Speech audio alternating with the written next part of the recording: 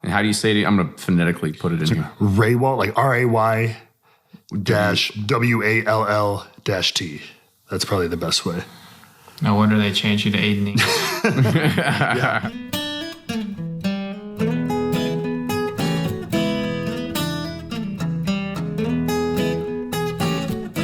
Welcome to episode 187 of Bourbon Pursuit. I'm one of your hosts, Kenny Coleman, and this is the Whiskey Smackdown.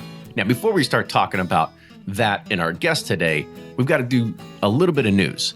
Now, on our side, we're very happy to be able to announce that after 3 months of waiting, lots of patience, signing lawyer docs, and even going through screenings, that Bourbon Pursuit is now available on Pandora.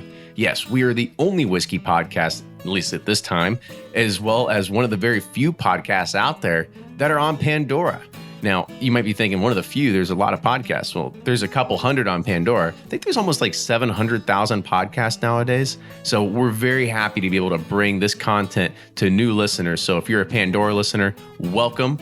If you are an iTunes listener and you've got friends that are on Pandora, make sure you tell them, because we always want to spread the good word of bourbon. This week, Ryan and I were back down in Tennessee picking more barrels for Pursuit Series releases. Now, in addition to that, we have also acquired, secured, and purchased our first barrels of Kentucky bourbon as well. We've sold out of episode 004. However, episodes 3, 5, 6, and 7, there's a little bit, maybe about 30 or less bottles remaining out of each one of those. You can get more information on each one by going to our website at pursuitspirits.com, and you can see all of them at /episodes, or you can just go to sealbox.com, buy them directly, and if you can't find them, you can search for the word Pursuit inside of their website.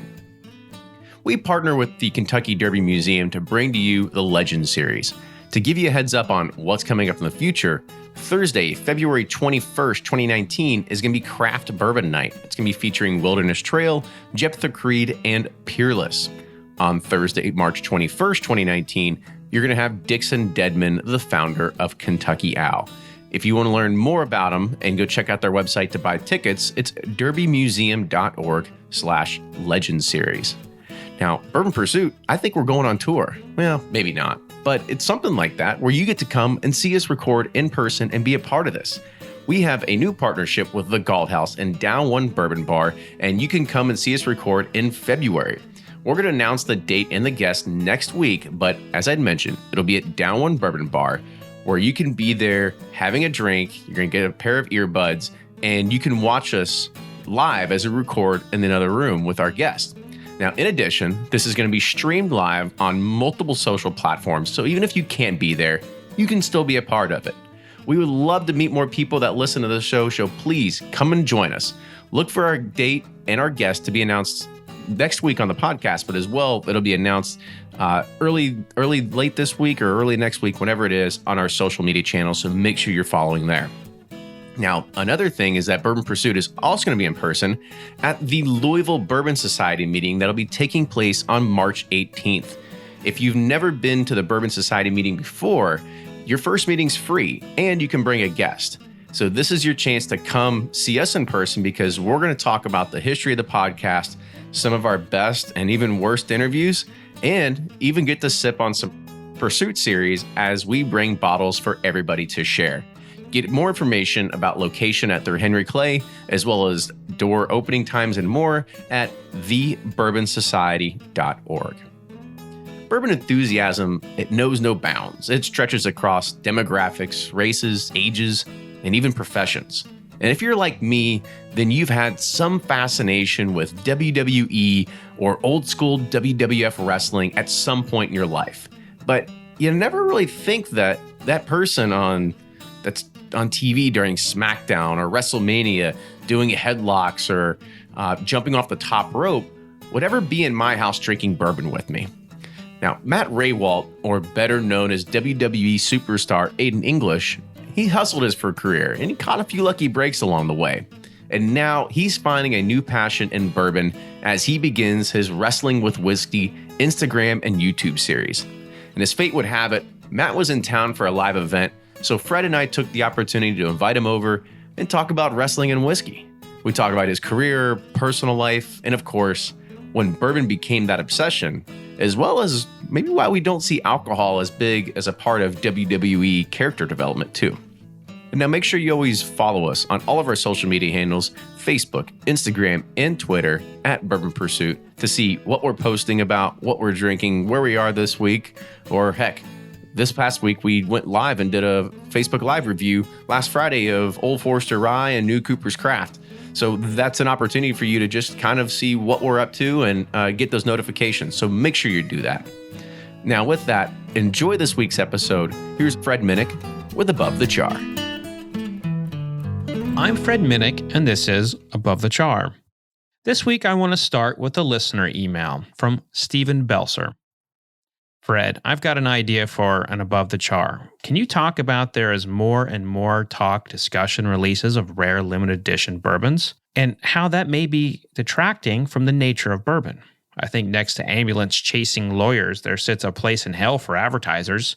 I think the advertisers are taking over bourbon too much and making it more of a cash cow operation, and to hell with the craft. It's turned me off so much that I just don't care to read any bourbon news because I don't want to be inundated by the sale of releases that I'll never be able to get. I could just be the old man yelling at the sky, but I'm 37, so maybe I'm the middle-aged man yelling at the sky. Anyways, I'd love to hear your thoughts. By the way, I've had your Bourbon Curious book for years, and it is great. Thanks for writing it. Well, thank you for the email, Stephen. And you kind of hit on a lot of points there that I really would like to address. First of all, this limited edition phenomenon, it started 15 years ago. And what would happen is people would go in and they would buy the bottle they wanted. Sometimes they would have to compete with one or two people. And then there was lines for it. And then we started seeing raffles and lotteries. And now retailers have decided to, mark up products to kind of take care of that supply and demand issue. And there's really no answer other than the supply and demand is just out of whack right now. The demand is for the Pappy Van Winkles, the Buffalo Trace Antique Collections, the Four Roses Limited Editions, the Old Forester Birthday Bourbons, and on and on and on. And the supply just isn't there to meet it. So the question is, why are people advertising them? Now, I understand why we would talk about them in forums, or even myself would write about them, or someone else in the industry would write about them. But why advertise them? And the reason why is because they want to lure people with the bourbon they can't get, and then say, hey, you can't get that Four Roses limited edition small batch.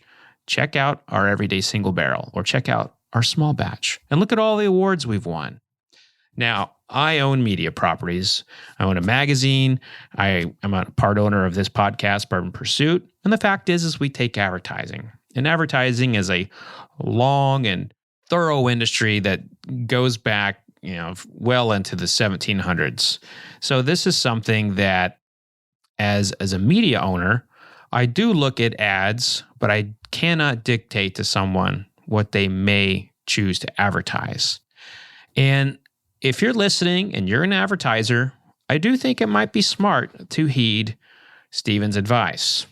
Instead of advertising the bourbons people can't get, maybe talk about something we can get. And maybe that's how we start to get our bourbon enthusiasm back, is we just kind of agree that we can't get all the limited editions, but by God, we sure can enjoy a good old dram of a 6-year-old small batch bourbon. And that's this week's Above the Char. If you're like Steven and you have an idea for Above the Char, hit me up on Twitter or Instagram at Fred Minnick. That's at Fred Minnick. Or you can visit me at fredminnick.com and shoot me an email like Steven. Until next week, cheers. Always find what you love at Total Wine & More. With so many great bottles to choose from at the lowest price, it's easy to find your favorite Cabernet or a new single barrel bourbon to try with some help from one of their friendly guides. And with every bottle comes the confidence of knowing you just found something amazing. With the lowest prices for over 30 years, find what you love and love what you find only at Total Wine & More. Curbside pickup and delivery available in most areas. Visit TotalWine.com to learn more. Spirits not sold in Virginia and North Carolina. Drink responsibly and be 21. Do you ever pour yourself a bourbon, swirl it around, and then start struggling to come up with tasting notes? And perhaps you're also looking for a good Father's Day gift idea. Well, you can now solve both with a kit from Knows Your Bourbon. And unlike other nosing kits on the market, Knows Your Bourbon kits feature real ingredients for the most authentic aromas. You can smell real Tahitian vanilla bean instead of some synthetic aroma that's just made from chemicals. So head on over to knowsyourbourbon.com and enter code BP10 for 10% off your order. Play Whiskey Wednesday Round 11, the memory game. Until June 26, each week you can win one of our 12 incredible grand prizes. Select 2 doors at checkout, and if they match on drawing night, you'll win that bottle. Not a match? No worries. You still score a Weller 12-year. Every $5 ticket gives you 5 chances to win, including 4 weekly bonus prizes. Get your tickets now at give270.org. Charitable Gaming License ORG 0002703. From their bar to yours, Chad and Sarah of the popular YouTube channel It's Bourbon Night bring you their favorite at-home old-fashioned mix with the new Elemental Elixir's Golden Hour Syrup. It's a custom-made syrup with notes of bold black tea, warm spices, and orange zest. All you need is your favorite whiskey and ice. No bitters needed. One bottle makes 16 drinks, so that's only $1 a cocktail before you add your own whiskey. They can also be enjoyed in other cocktails or spirits, mocktails, coffee, tea, and anything you can think of. It's crafted locally in Lexington, Kentucky, and you can get your bottle now at whiskeyambitions.com.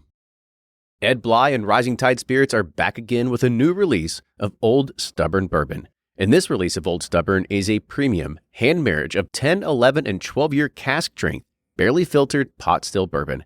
It comes in at a staggering 123.8 proof, and the flavoring grain for this one, which the last one was wheated, but this time it's now rye. Rich, sweet, and bold with a long finish that's sure to be another eye-opener.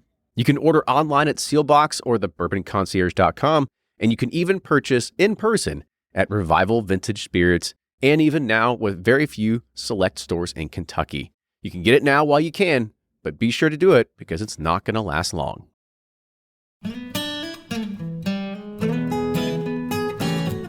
Welcome back to the episode of Bourbon Pursuit, the official podcast of bourbon. Kenny and Fred here today, recording at a studio, I guess you could say, here in Kenny's basement. So if you are watching the video, you see a nicer background than typically what we might have. But Fred, how you doing today? Not bad. I'm excited to be drinking the Michter's 10-year-old you poured for me. Very generous you are, Kenny. Thanks so much. So before we started, I said, guys, it's a little early, so anybody that's listening to this, we're recording in the morning and figured like, well, you can't drink all day unless you drink in the morning. And then we do encourage drinking responsibly. Yes, we do. And bourbon's not just for breakfast anymore. So it's an all day affair. It can be. But today, we're kind of, this is a little bit different, right? We have a guest that is somebody who would actually kind of reached out a little bit. I saw them post on his Instagram story and I started following. I'm like, who is this guy? And I'm like, holy shit, we have a WWE wrestler that actually follows the podcast. Yeah, I actually I had drinks with Matt a while back, and we've stayed in touch, and I would say become friends. And whenever he's in a city, he'll text me. He's like, hey, was there any good liquor stores here or something like that? I'm like, and I'll give him a list of liquor stores and so forth. So this is kind of what I believe is like the next wave of like bourbon geekdom, in which we actually get to connect with celebrities who care about bourbon, not just because they're getting a check from bourbon, which to my knowledge, Matt is not. And, he's connecting to bourbon because he loves bourbon. And that is the next wave of what we will see in this mountain of bourbon growing. So, but you're trying to just tell me it's a matter of time until he comes out with his own private label as well? I think that's a question we should ask him. I personally think it might be I know the WWE very well. I have a friend who's like their head of corporate communications. And John Cena was actually going to write a foreword for one of my books. And he had to pull out because of the alcohol angle. So it was one of those things where they're very cautious of anything alcohol in the WWE. Well, I think that's a good way that we could probably just tag some of those questions to our guests. So let's go ahead and introduce them. So today on the show, we have Matt Raywalt, or sometimes better known as Aiden English of the WWE Super Fandom. So, Matt, welcome to the show. Hey, guys. Thank you for having me. Look out, McConaughey. I'm the next one. Okay? I dare say that you would probably deliver more for whatever brand you worked on than McConaughey would. And I mean that from like a passion standpoint. McConaughey, he's done some commercials and Belinda did some things, but I think in the bourbon world, not everyone believes him. Yeah, right. I feel like they'd have to kick me out of the distillery and everything. Like, all right, leave us alone. You've put your part in. No, let me do more. Like, and given you could in. body slam him, that would be very difficult. Yeah, right. Absolutely. That's true. I mean, he showed up and I was looking up. I was like, holy shit, I hope he doesn't punch me across the table today. But let's go ahead. Let's kind of talk first about you and whiskey, and then we'll get into some wrestling as well. So Sure. kind of, how'd you get into whiskey? So I remember the first time I met up with Fred and kind of asked a similar question, like, what got you? And I'm thinking about it now, getting ready for this podcast. And I'm like, that's going to, come up. What was it? I'm like, God, I don't remember. There was no crystallizing moment. But I think I remember back to, I was first of all, I was watching Mad Men. That's where I think it honestly started. It was something like that. And I was like, Don Draper's sitting there and they're drinking like Canadian clubs and drinking in their office and everything. And of course, at the time, it's like, well, that looks very slick. It looks badass. I feel like a bit of a like fool, because I feel like it was the people like in the 60s smoking. They saw it in movies and it looked cool and it became this whole like national epidemic. I'm like, that's not a reason to do something, but I'm like, it looked sophisticated. It looks like, I'm like, but I can't drink whiskey, not straight. Mm-hmm. Yeah, I've been at a bar and I shot it and followed it up with a beer or a Coke or something like that. I'm like, and I force it down, but I'm like, just be able to sit there casually, calmly sip and look at someone in the eye and tell you what you think of them and something like, I'm like, that's what men do, right? Like it's kids shoot it back. Men, they drink it. So I'm like, well, I can't do that. How do I do that? And I was in Borders. And I forgot this a while ago, but I think I remember. I think it was Lou Bryson's Tasting Whiskey book. Oh, wow. I saw it on the shelf because I was like, okay, that's what I want to do. And it was just like, you gotta sip it. You gotta drink it. You gotta let it sit in your mouth. You've gotta taste it. You can't just. So I was like, okay, that's what I'm gonna do. And I remember I took about probably a month and I bought a bottle of Knob Creek Single Barrel. Because I saw, I'm like, that's really high proof. Mm-hmm. If I can handle that by the end of this or whatever, I can handle most, I think, in between and everything. So I sat there with like a Coke Zero in one hand, my like glass of that, and I would sip, take a sip, take a sip, every couple nights or whatever, until I needed less and less Coke, and until I was just doing okay and everything. Literally, it was like training. It was like working out. It's like almost you forced yourself into it. A little bit, like, but I wanted to. And it was like working out. It's like, you got to get your reps in. You stand the pain and you'll feel better for it and everything. And I did. And then like, hold on, wait. He just compared drinking whiskey to working out. You guys are top athletes. You are the top of your field. You are impeccable. There should be an Olympic sport. I was about to say, we should probably. You guys are gold medalists in my eyes. We can figure out a way to do the Bourbon Olympics. We got at least the podium standards right here. That's the next Bourbon and Beyond event. Is the Bourbon Olympics. I love it. I love it. That is fantastic. Hell yeah. I love that. But it was, and that's what it was. And then, so I think it was after that I was like, oh, okay, I kind of get it. This is cool. And I started looking at books. I saw Fred's books. And then I'm driving all the time. Like literally, so we're driving 3-4 hours between each town 3 or 4 times a week, every single week of the year. So listen to a lot of music, a lot of podcasts. Podcasts were big in my car. And so I was like, literally, you guys were the first one I found. I typed in bourbon into iTunes podcasts. Up comes Bourbon Pursuit. And I'm like, okay. And I listened to the first couple episodes and was lost. You got using all the acronyms and talking about this. And I'm like, what is BTAC? I guess we got to dial it down sometimes. Like and everything. But it's like stuck it out and kept backtracking especially all the round tables and everything. I was like, okay, oh, I get it. And like, and that's honestly, you guys were kind of got me into like the community of it. So it was like, all right, and I realized it was this cool kind of big industry, but you guys got me into the community of it. And like, oh, wow, there's like a whole fandom for this. Like there is with any, like kind of in our business. I mean, there's fans. And I mean, like when we're not, we're kind of a niche thing in the WWE.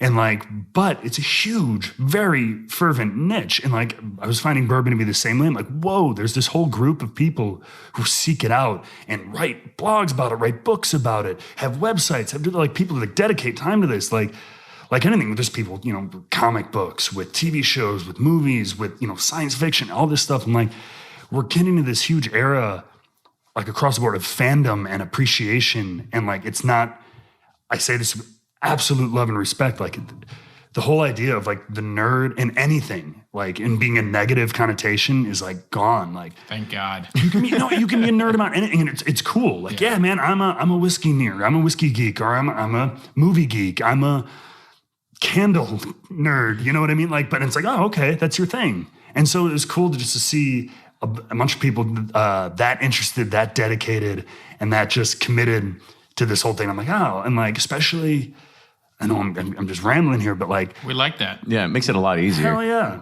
But especially like for me, my job is so all consuming because like 4 days of the week, 24 hours a day, I'm gone. I'm in it. We're wrestling. We're meeting fans. We're doing all this stuff. My whole life is wrestling. So if I can find something outside of that, because like when I go home, I don't want to be, I love wrestling, but I don't want to be doing, all right, now I'm going to go watch 6 hours of matches and go practice moves and everything. I'm going to play myself on PlayStation. Yeah, right. Yeah. I have done that though. But yeah, I was like, it's nice to have something outside of that I can get away to and I can dive into that's kind of away from that. Mm-hmm. And so I was like, and this is the first thing in a long time. I never got like, I like video games, but I never got like into it. I love movies, but like I never was writing a blog on a site or anything about my favorite movies and stuff like that. But I cannot even explain it for whatever reason. Yeah, I kept going deeper and deeper. In like, in kind of the typical, wrestling fashion, you've now created your own whiskey persona in some ways. Is that the real you? Like when we see wrestling with whiskey, which is your Instagram handle mm-hmm. and kind of what your a little bit of your side hustle, is that the real you, or is that the guy that's slamming people on the canvas? Little column A, little column B. I mean, there's a little of me in the guy who's slamming people on the canvas too. You know what I mean? Like that's what you really do. Like, fuck you. Yeah, essentially. That's what I get to do for a living. There's a part of me, yeah. I think there's a part of all of us that wants to be that guy who's. Oh, I'd love to get in the ring. As long as I could actually win. I don't want to get in there and get my ass kicked. You can have the candy glass bottle of bourbon would be your foreign object of choice or whatever. You crack it over your opponent's head on a weekly basis. He's got 90 decanters lined up, ready to go. And just put them on a table and throw the guy through it. Glass going everywhere. But so you had mentioned that you do a lot of traveling between all the shows, and you said they're about 3 to 4 hours between every city. Now, have these turned into 6-7 hour trips because you're stopping off the side of the road to go check out liquor stores off the beaten path? Because I know you're really getting into this and you're starting to get into hunting. Oh yeah, so like it. Well, it doesn't turn into that because the drives are at 2 a.m. and nothing's open. But what it turns into is I get up 3 hours earlier than I need to get the gym done. So I have time between that and the show that night to go. Literally, I've spent especially in the last like 6-8 months, inordinate amount of times like, hunting around random small cities. Like I set aside, like I literally map out about 6 or 7 stores sometimes and go check them out and just see what they got. You know what I mean? Because for me, like I live in a pretty big market in Chicago. So like we get pretty much everything. So, but I'm always looking for and I see people in Bourboner and like on these blogs all the time, never discount some of these local stores. You never know. Like I've gone into something like we've got a couple of huge stores in Chicago, but I went into some literally tiny corner of a strip mall in, I think like Pensacola. No, was it Pensacola, Florida? Somewhere, a smaller town. Corner store, strip mall, pretty much no name. It literally just said liquor on the thing. And I know it's not a super rare release, but I found like a 10-year single barrel Bellmead. And I never see those in Chicago. Like they just don't pop up, not at the Binny's or at many of our bigger chains or anything, or even my local stores. So it was like, that's awesome. Like just even, it doesn't always have to be a limited release or anything like that, but seeing just little things I can't find at home, or store picks too is now, and now with store picks being all the rage, I kind of have a unique opportunity to go and try a store pick from Santa Monica, California, or from Memphis, Tennessee, or from, Boston or something like that. So I can get outside my local region and like I can try single barrels from all over the country, and it's kind of a cool Has there collection. been a store that's really connected with you? Like, like a liquor store that you're like, oh my God, I have to keep getting his store picks. So there was one I got. The first one I got was in Memphis. Buster's Liquor in Memphis had a Russell's. That was one of the first ones on the road that I got. And I took that home, and that one was very good. And then I just also recently, Blind Pig in Houston. Oh, yeah. Yeah, Blind Had Pig's a bunch of people had recommended that one to me, and I went in there. And now on top of that, which made it even better, was that was one of the first stores where you went in and like the people at the store, which you have, they were great. And they how you doing? What are you looking? Oh, what kind of store picks do you have? Oh, we got this. Hey, do you want to try them? They had a little, bar and stuff. They talked about them. They knew their stuff. They made me feel welcome. And it made me not only, it was a good pour, but they also made me feel like part of the crew and everything. So it encouraged me. I don't know if it was a marketing technique or what, but it made me encourage me to, I want to support guys like this. So I bought a bottle there, and it was really good. But those are the two, especially in recent memory, that stuck out to me. Nice. So I kind of we're taking another hard left here, and I want to talk about you inside the ring. Because maybe there's probably a good percentage of our audience that may not watch it. So kind of give them an idea of how you got into wrestling, what your persona is, that sort of thing. Sure.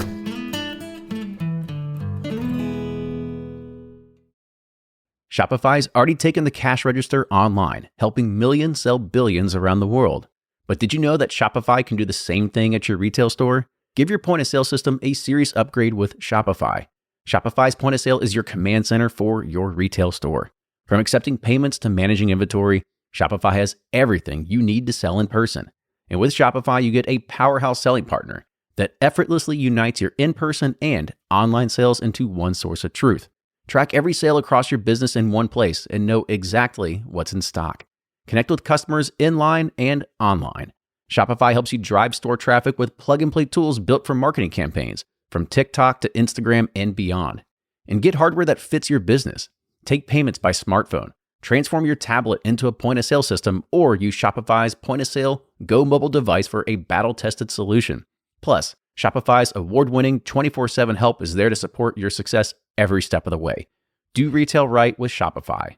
Sign up for a $1 per month trial period at shopify.com/bourbon, all lowercase, and go to shopify.com/bourbon to take your retail business to the next level today. Shopify.com/bourbon. If you're anything like me, then you can't get enough about bourbon. And that's why I'm a subscriber to Bourbon Plus magazine. Bourbon Plus is a quarterly publication that tells the stories from the heart of bourbon, the farmers who grow the grain, the distillers who labor over the process, and the people like you and me who raise their glasses to celebrate it all. Subscribe to Bourbon Plus magazine today at bourbonplus.com, that's PLUS.com, and use code PURSUIT at checkout for $5 off your subscription.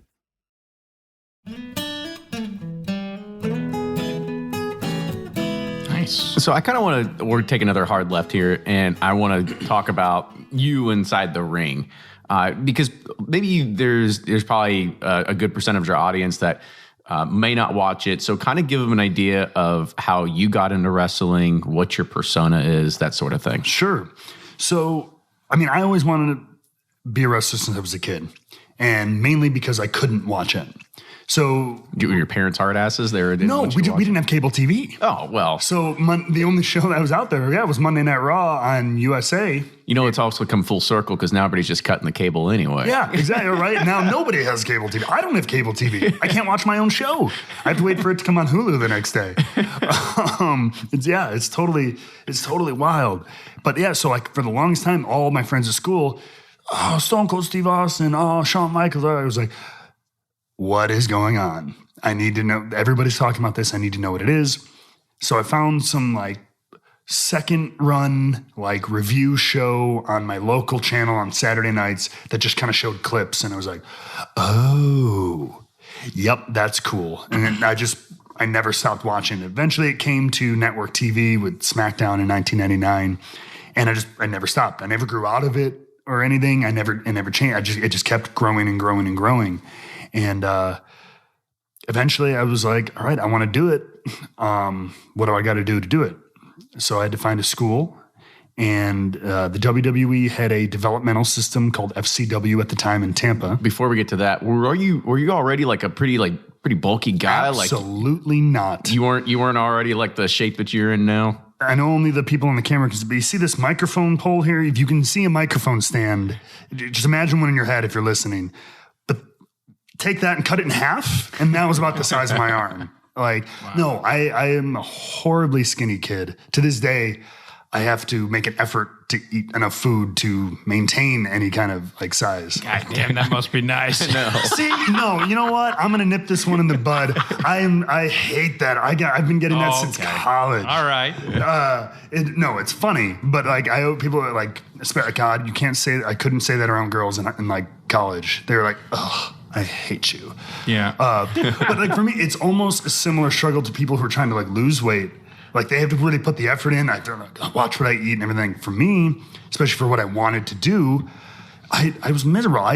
In college, I was waking up at 2 a.m. drinking 1,000-calorie shakes to get enough calories in in 24 hours or whatever to try to put on weight and everything. Listen, man, if I'd have known you then, I just would have gotten an IV line straight from my fat guy, and you could have had all of it. See, so. Yeah, well, hey, he's gonna hindsight is 20/20. He's gonna get a crave case and some Taco Bell after this. Yeah, absolutely. But no, I had to get a buddy who got me into working out and showed me what to do and everything, and so I got into that, and then I just went down, and my parents made me go to college. That was their one thing. They're like, they've been always super, super supportive. Whatever you want to do, they're like, but our one thing is just please go to college. I don't care what you go for. I don't care where you go. Just get a piece of paper that somebody said you went here for 4 years and you're good for something at the end of it. I don't care what it is. So I went to Columbia College in Chicago, studied acting, because I thought, hey, if I can do acting, then that'll help me on TV later if I can get a shot doing this. And I did like stage combat and fight choreography because I thought, hey, that could kind of play into the whole world of WWE. And so once I finished so that... you really had this dream for a while. It wasn't just something you stumbled into. No. You really worked This was the plan. It wasn't a good plan. It worked out good, knock on wood, but like it. You have a tin plate in there? Because that was like, it was really hard. I picked it up in my headphones. Jesus. That's him knocking. No, I just have knocking his head. I just have no hair, so there's no padding there. So it's super thin. But yeah, no, I just that was the plan. That was in my head. It was just there was something that was like, man, like you can do this. There's something. It felt right. It was like you're gonna do it. I don't know how. I don't know how long it's gonna take. This makes sense to me more than anything has so far. Like I wanted to write things. I wanted to write poetry. I wanted to write screenplays. I wanted to act. But like I needed to do this. So I did it, and I found a training school that was being offered by that Florida Developmental System, FCW. They offered a class, rented a room off of a guy on Craigslist, stayed in his house, a stranger who, looking back now, was a terrible idea. It seemed to make so much sense at the time. Oh yeah, great price. It's right near the school I need to go to. But I lived with a stranger. And the fact that he had cameras all over the room never did anything to you. No, although that's common in all Florida homes, right? Yeah, that's just something they do. They're very security conscious. But yeah, this strange guy. Luckily, there was another student from the class living in like the little pool house or something. So we outnumbered him. So I felt a little safer. But then I just literally did that and had a great relationship with my trainer, Norman Smiley. And when the time came, he put me over to the right people and literally right place, right time. About 6 months after that, somebody called me. They offered me a job, and I couldn't believe it. What was your first job? I mean, it was straight into the WWE. It was or was it with they were like developmental. So they owned what was called FCW at the time. It was in Tampa, and it's like AAA baseball. Yeah. Hey, if we hire you, we send you here first. You develop, and then we bring you up to the majors, which is the traveling main WWE roster. But while I was down there, it exploded into what this group is. Wrestling fans will know NXT, which is like this whole like third tertiary brand of WWE, and it's still kind of, like the quote unquote AAA of WWE, but it's like they've made their own thing, and that kind of started while I was there. So I got to see it grow from this unknown little like sector unto itself called FCW, explode into this actually kind of global third brand and third arm of WWE that's now a huge brand in the company. So what is the WWE fan base? What is it? The demographics of the WWE? That's the easiest way to say it is everybody. It especially now. I think there was an argument probably to be made, and I think especially by people who didn't fully understand the business, especially back 15, 20 years ago, that would like to tell you, it's blue collar, it's working class, it's low income people, whatever. There's a lot of stereotypes about wrestling fans. But I really think it was always a little bit more wide than that, especially if you look at like things like the television ratings and everything from some of the viewing rates of like WrestleMania 3 and 93,000 people in the Pontiac Silverdome for Hogan and Andre. Like, that's not just, a bunch of blue collar worker, whatever. I don't want to use any derogatory terms, but like the stereotypical terms people would use. That's not just them.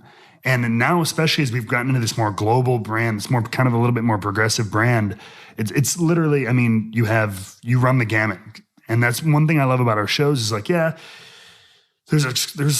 WrestleMania's got its exclusive, expensive front row seats, but most of our shows, you can get a ticket for $10, $20. Like this, we get everybody, kids, moms, parents, blue collar, white collar, doctors, lawyers, everybody in between.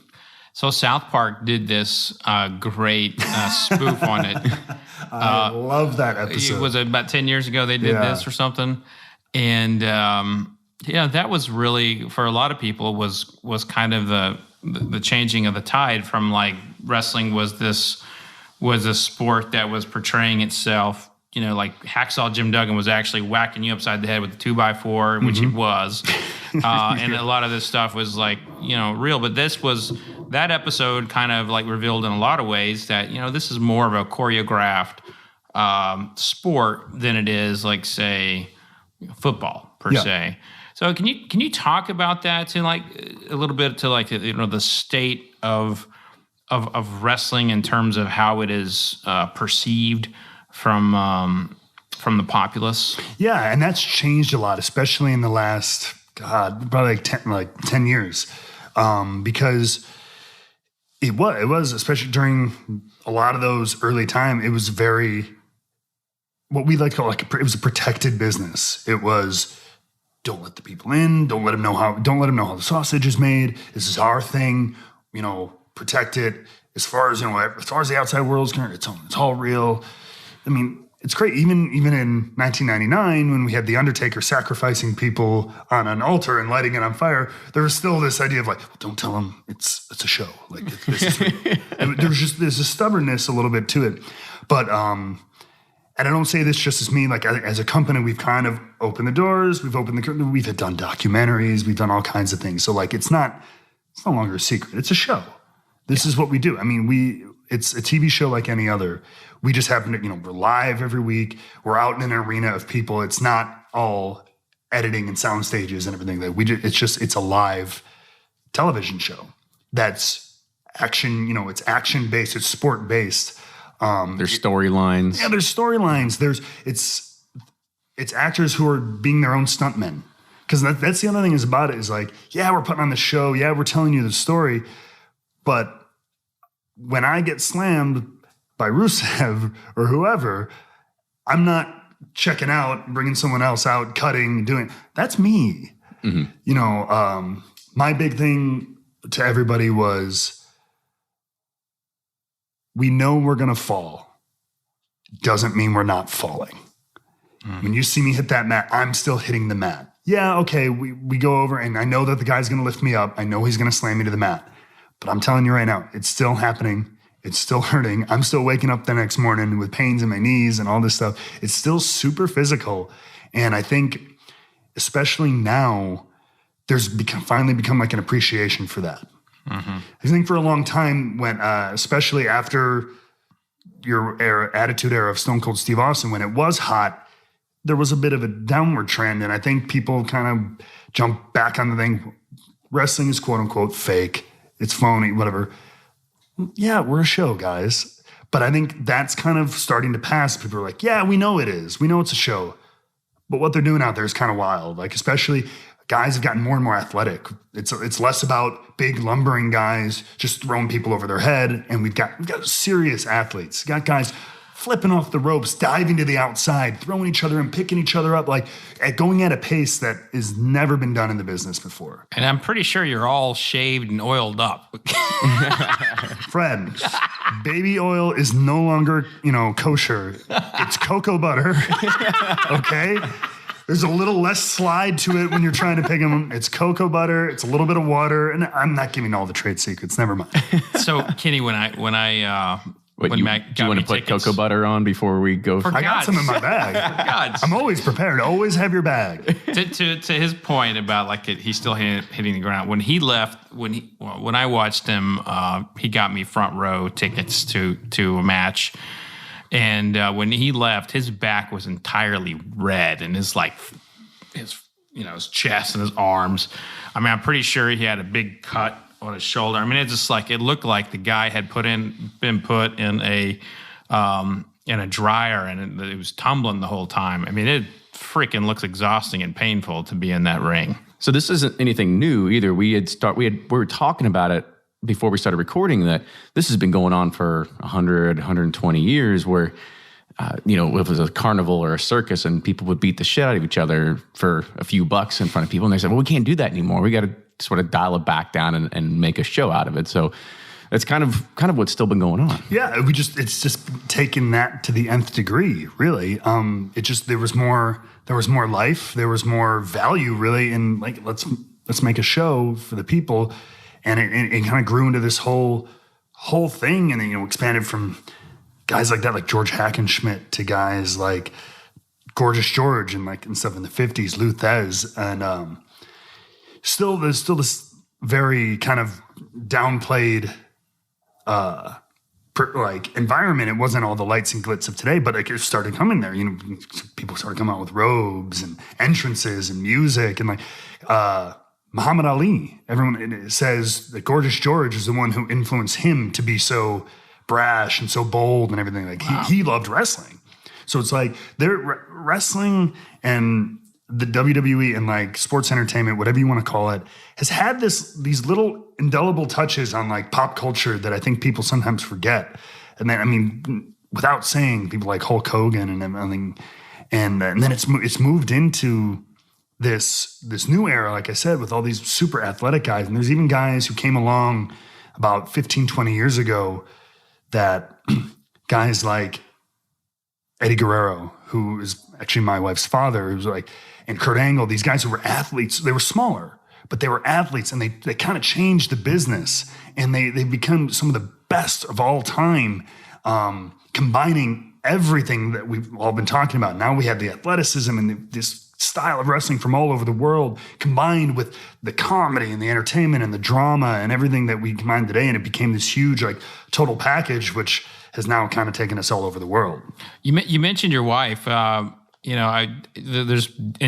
no doubt a lot of wrestling fans listening right now. But for those who don't know, tell them who your wife is. Oh, yeah. So my wife is Shaw Guerrero, the daughter of Eddie and Vicky Guerrero, if you're a wrestling fan. The Guerrero family is extremely popular and very well known in the wrestling world. His father and grandfather, he's a third generation. When he wrestled, he was a third generation. His father was gory, and they've just in Mexico and then into like Texas and all over America. All his brothers wrestled, his uncles wrestled, so like they've been all over. His cousin or his nephew Chavo still wrestling, and like so his daughter she wrestled with us for a while, and that's where I met her. I met her down in Tampa, and actually yesterday would have been his, I believe, 51st birthday. He passed away a little while ago, and it was really sad for the whole wrestling world.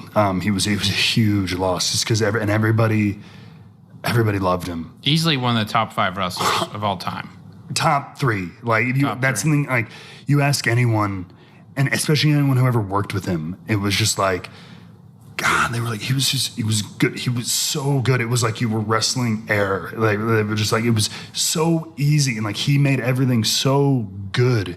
And the great thing about this, there's a lot of guys who get one part of the business, but they don't get other. They're a great athlete, but they're not very funny or entertaining. They're incredibly charismatic, but they're not a good wrestler. They're not in good shape and everything. He literally, and I just said this in a documentary that WWE is going to be airing, like, had everything. Like he had this charm to him. He had this kind of cheeky smile that just kind of disarmed you, but he was vicious. He could make you laugh, and he was probably one of the best athletes on the planet. Like, just literally the total package wrapped up in one thing. And I always wish I wish I would have had the chance to meet him.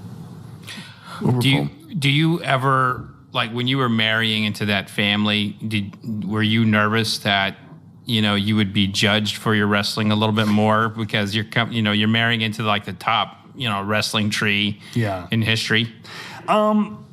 People ask, and I'd be lying if I said no, because I mean, of course you think about it. You can't not think about it. But to me, it wasn't about that.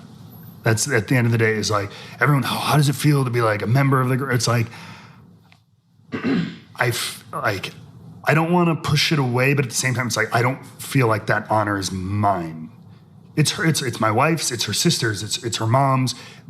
They can do with it or not do anything with it as they will or whatever. Like, I just happen to fall in love with a girl with the last name Guerrero. You know what I mean? Like, that circumstance. And that's great. That I happen to be a wrestler, great, fine. But like, I'm not here to carry the torch for that. I'm proud as all hell to be associated with all of them, and to be able to know them and as a family and everything like that. But like, I'm always cautious about, like, this isn't my flag to bear, kind of thing like that. You know what I mean? And it's not that I don't want the responsibility, but it's just like, it's not mine. It wasn't given to me. Like, I'll honor them in what ways that I can, but I'm not gonna, unless that's given to me. It's not my torch to carry. It's it's my wife and her family's, and but I will. But of course, in everything I'll do, I'll try to I'll try to make him proud. But it's not. Yeah, it's just happenstance, man. I fell in love with the right girl. Oh, we all have that story, right? You body slam your wife, and you're like, "This is gonna last forever." Is that not how you guys on that? No. Oh. So I kind of want to talk about how you're gonna cement your place in WWE history, right? So kind of give people an idea of like what your persona is in the ring. Are you the good guy? Are you the bad guy? Are you the guy that's stealing the girls? Are you guys? He's bad as shit. he's super evil. Yeah, I've always gravitated with so they always say, it's kind of, there's a little saying in our business that on TV, like the good guys are the jerks in real life and the bad guys are like the nicest guys in real life. Because the bad guys, they're always so giving. Because at the end of the day, usually it's the good guy who wins. That's the story you want to tell. And that's in 99% of media. That's at the end of the day, no matter if it takes 4 movies to tell, at the end of the story, the good guy wins. So at the end, the bad guy's the one giving. He's getting beat up. He's going to be the one making the good guy look strong. So like bad guys are always very giving. And so I think they would get the reputation of being like super nice guys and everything like that. Of course, it's a stereotype. It doesn't go to a T, but I've always gravitated to being the bad guy, man. It's fun. It's a little easier. It's easier to get people to hate you than like you. You got to work genuinely and work hard to get people to like you, and you got to earn it. You know what I mean? It doesn't just happen overnight. They can't put you on television and say he's a good guy because we say so. And he's coming out with a 2x4 and American flag pants. You know, he's got to be the good guy. Yeah. Especially with our fans, it's kind of like Bourbon sometimes. You can't just put out like a release and just be like, hey, yeah, we're something from 1812. We're the oldest thing in the country. Like people are gonna be like, yeah, BS. You got to prove it that you're good, before we buy into you. And it's the same thing with us. They're not just because you put it out there and say it's awesome doesn't mean the fans are gonna buy into it. So it's a little easier to go out there and tell everyone they're pieces of crap and get them to boo you than it is to get them to love you. So the other thing that you had mentioned earlier is these guys that are very charismatic that come out with robes, and you have this bad boy persona or bad guy persona. Have you ever thought about trying to change it? You know, you come out with your decanter of whiskey. You know, you're walking down the ramp and trying to be this madman type character inside the WWE. Are they? Think they'll splurge for that one? I mean, never say never. That's the biggest thing in our industry. Never say never. But don't they have so this is something that I face when John Cena was this close to writing my forward, is that they don't want to put the brand next to alcohol. You know, is it possible that we probably won't ever see you or anyone like bringing a bottle of Jack Daniels or Jim Beam as a weapon? So it depends. Again, never say never. Right. And that's generally seems to be the case, and that's fine. And I get that. And we're a PG product. We're a family product. That's true. I mean, I guess when you think about it, there's a lot of 9 and 10-year-olds that do watch this. And so, yeah, we don't, you don't necessarily want to push a 21 plus product. And what we're trying to be considering a family show. And frankly, the brands themselves are held by standards, within their own industry, within the industry, and by the Federal Trade Commission, that they won't push for things like that. So the WWE would basically have to have an audience that was, something like 75% over 21. Right. And I mean, and so everything, times change, demographics change. I remember a while back, I mean, we were entertaining a beer sponsorship back in the day. And that may have been when demographics were trending a little bit higher and everything like that in higher ages. And so things change. I don't see it right now, and that's fine. And I don't need it. Like I said, you don't always have to. I like kind of having whiskey as a thing that's not work related. Mm-hmm. All right, but let's give him a good bourbon wrestling nickname. Let's think about it and present him at the end of the show. Oh, you don't think like Old English? Old English. Oh, that is good. Isn't that a malt liquor? Wait, it is. Yeah. I think it's a 44 That was my nickname in FCW because my name was English, and one of the referees we kept making the joke about Old English, and then I was like, "That's a thing." And then I looked at them. It's a 40-ounce malt liquor, 100 proof. It's disgusting. Just 100 proof. What? It's disgusting. Top shelf. So another thing is, you've really grasped on and getting into whiskey outside of wrestling, and you've got a few different media handles that you're going through. So you've got your Aiden English that's through Instagram, and you actually promote a lot of whiskey stuff through there, and trying to get people to also follow you with wrestling with whiskey. So how's that reception been of people that are following you for your workout tips or anything like that, and then you're throwing like, hey, go drink Henry McKenna? Like how's that like influencing going? It's interesting, and I think it's kind of like what we were just saying though. I have a decent following and fan base between like Instagram and Twitter, but I'm also, because I want to be responsible and everything with it, all of my whiskey related social media and everything, I do specify, please be 21 plus to follow and stuff like that. So that, the fact of the matter is that cuts off a large section of my audience, because I just looked at my demographics on Twitter, on my primary Instagram and there's a huge section of teenagers and stuff like that following from around the world and everything. So whether they choose to listen to that 21 plus or not or whatever, so it's a slow transition, but like I'm not trying. It doesn't have to be. I don't have a goal in mind. I don't have a number in mind. I'm just going to put it out there. You're just having fun, man. Yeah, this is something I'm doing the fun. Yeah. If you're into this like I am, or if you're thinking about it, because that's my big message with it is that very, very recently I was very much and still am like a beginner in this. There's so much I don't know. And I think you guys have even addressed it on the podcast. Sometimes the community can be sometimes rough on newbies and a little. Oh yeah, there's definitely a lot of turds out there. But at the same time, I would say, are they being rough or are they trying to educate? Because I think sometimes we get lost in what is an asshole and what is someone who's really genuinely passionate about it and just saying like, no, you shouldn't drink like this or this is how that should be drunk. It comes through, and for God's sakes, that's how I've made my living. 100%. So, in the learning process, bourbon people are very accepting.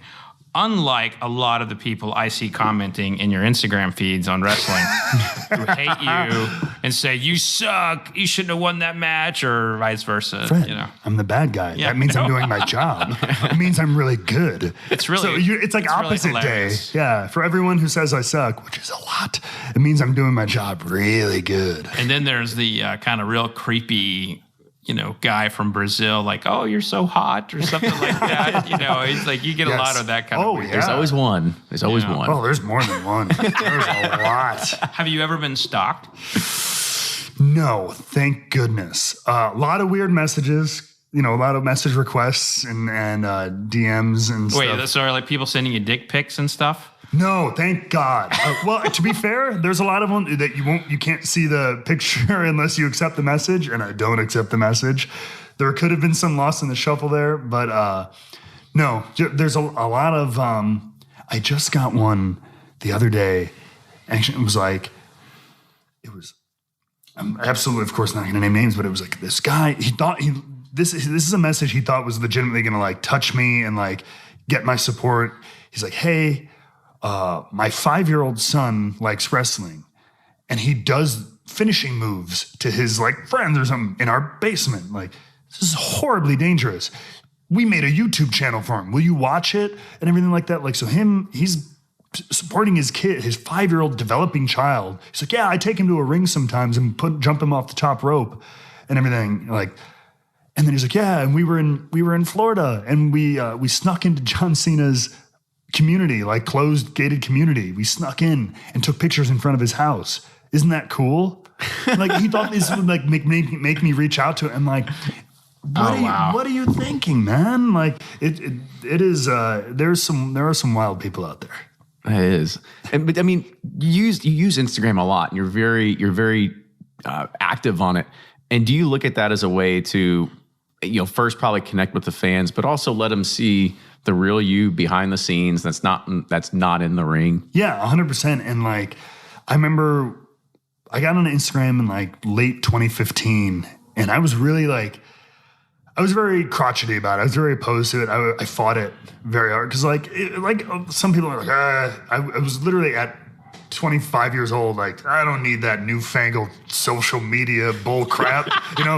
These kids. This will die off in 6 months. Yeah, who needs this? And I was like, oh, wait, this is a thing. And especially in my line of work, I'm like, oh, I need to kind of be out there. But I really took to it, especially like Instagram. I think it did. It allowed me to kind of you can tell simple stories on there, which I like. It's a picture, it's a picture with as much or as little as you want to say. And sometimes, sometimes nothing at all. So I've had pictures with no caption that have gotten more responses and everything than something that I read a novel on. Like, and I do like to that's one thing that's fun about our business is a lot of what it is it's kind of a lot of half truths, half realities. Like a lot of our characters are based in who we are. They're not totally fictional. There's aspects of, there's a lot of people who, bring in their real life spouses. Dan O'Brien and Brie Bella they're actually married and they have a child together, and they incorporate a little touches of that into their TV personas. Miz and his wife Marie, same thing. Yeah, they get their own show now. Yeah, and so and that's reality TV, but that's part of their real life too. And so for me, I like to kind of bounce between those lines. I know I'll put over the next storyline, I'll put over our shows and everything, but I'll show you a picture of me and my wife at our house, and what we're decorating for Christmas, and what you're drinking, what I'm toasting to, that night, exactly. And so it, and you know what the funny thing is, as much as people love seeing what's happening on Smackdown next week, I feel like they engage more and respond more to what's going on in your home, in your life, and who you are as a person. And I know Fred and I can always say thank you for helping spread the bourbon gospel to a lot of your followers as well, because it's, as we talked about, I mean, that's what Bourbon Beyond is. It's the fringe customers, these people that can really get into it. And if they see somebody that, you watched Mad Men and that's how you got into it, and then they see you and they're like, fucking Matt Aiden English does this. Like, this sounds really fucking cool. Like, I could do this too. So it's an important piece in history, because what has happened in bourbon history is like, it goes up, it goes down, it goes up, it goes down. And that's been the story of it really, through the early 2000s. And now we're in a cycle where everyone's like, oh, it's going to be going down soon. And it absolutely would be going down if all we were doing was assessing bourbon by just, the glass of like what people are pouring. Right now we have this whole other angle. We have like tourism. We have this culture building around it. I mean, heck, you even pointed toward it, like this podcast, bringing culture to you in some ways. And, now we have a lot of ways to connect to people. And you have all these niche and fringe audiences that can be, targeted through WWE or whatever. And, and you bring an audience to bourbon that it would never get otherwise. And that's what I want to widen that, because I think that's something that's kind of become cool I feel like a lot of different spirits now, but especially in bourbon and whiskey is just like, and that's one of the things I really try to put through, like with my Instagram and the YouTube and everything like that, is that, it's something to be appreciated. It's not like that, like the whole alcohol angle and everything. It's like, you can feel about it how you want to, but it doesn't have, it's a very serious substance and everything, but it's something to be appreciated. There's a lot more than just a shot and getting wasted. Yeah. You know what I mean? Like, there's so much more to, and I love that, because I think it helps preach an appreciation, a responsibility, getting rid of like certain stigmas that spirits and everything have. And like, I think it's also just really cool to have something in this world that gets further and further away from us and more digital and technical and everything. And even bourbon is getting technical. I mean, there's so much science into the distillation and everything. But I tell this to everyone who will listen who doesn't know it. I'm like, there's something so cool about all this stuff, these fancy distilleries, all this, the chemistry, everything that mash bill down to the percentage of what you do. At the end of the day, you put it in a barrel and you sit. Mm-hmm. Yeah. It sits there in a wooden warehouse or whatever for years. And that's nothing else you can do. There's no more science at that point. Just what's going on. And there's something so cool that in 2018 that there's still things done that way. It's old and new meeting in like this perfect symbiotic relationship that really appeals to me, because like I said, there's a little bit of a crotchety old man in me who's like, I don't want this newfangled stuff. But at the same time, I accept it. But so there's this kind of this awesome meeting of old and new that comes with this community and this world that I think the more people understand, I think they'll appreciate. I couldn't have picked a better way to sort of wrap that up. That was a great summary of... Very passionate. Yeah, it really was. But I also want to give you an opportunity to plug all your social handles, so people that want to know more about about you, Matt, about Aiden or whoever is and wrestling with whiskey, the whole you, like kind of give Whoever you are today, tell us about it. One of my 6 different personas or whatever I have it. No.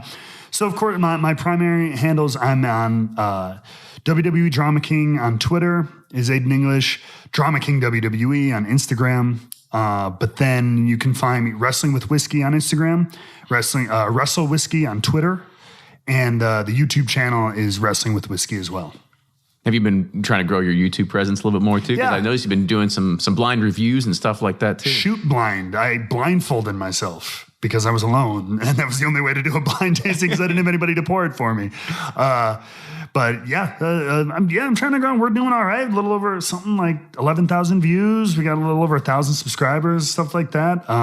So yeah, always just trying to grow that, do different things. So Nice. Real cool. So make sure you follow Matt and Aiden or whoever one of the 6 personalities today. But absolutely, And don't forget to watch Smackdown. yes, You know, every Tuesday live on the USA Network. And you can see him there on the big screen. Getting that ass kicked. Yeah, right there in the comfort of your own home. So make sure you do that. Also follow Bourbon Pursuit on Facebook, Twitter, and Instagram, as well as always follow Fred Minnick on all those social media channels. If you haven't done so yet, make sure you subscribe to Bourbon Plus, the nation's best bourbon magazine. That's going to be the new tagline I think that we're going to put forward, right? Aw, thanks. Maybe international best bourbon It is magazine. international. That's right. Yeah, absolutely. And if you have any other show suggestions, people you'd like to see, questions you want answered, send us an email, team@bourbonpursuit.com. And if you do like what you hear, make sure you support the podcast, patreon.com/bourbonpursuit.